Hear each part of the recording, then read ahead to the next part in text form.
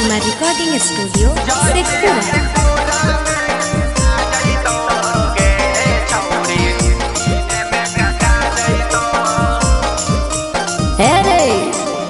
बहत्तर रंग बाज हो रे सोन कल मिजाज के डर नहीं लागो हो रे हव कराया महाराज से।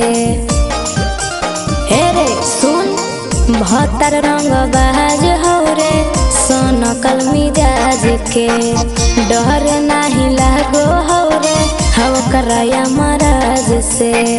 जहिया नवादा में भेटा जैतो गे छौरी दिने में कटा जैतो कोई नहीं बचैतो ओकरा पिटा जैतो गे छौरी दिने में कटा जैतो। मिक्स बाय शैलेंद्र बाबू।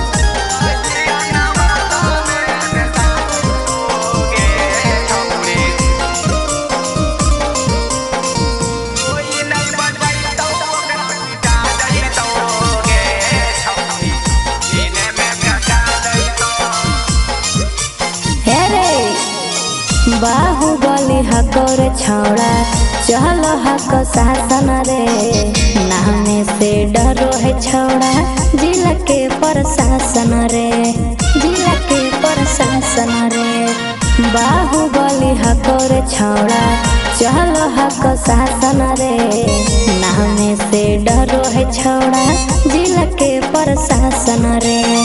सब औकात ओकर न पा जैतो गे छौरी दिने में कटा जैतो जहिया शेखपुरा में भेटा जैतो गे छौरी दिने में कटा जैतो।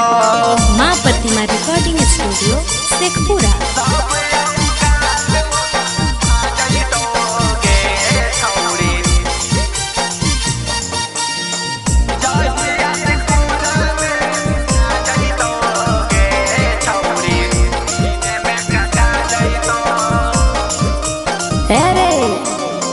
पीछे से तू दे ही धमकी टिकमी आगे नहीं रे पूरा जिला में सुजतवा मचा दे तो तबाही रे मचा दे तो तबाही रे। पीछे से तू दे ही धमकी टिकमी आगे नहीं रे पूरा जिला में सुजतवा मचा दे तो तबाही रे।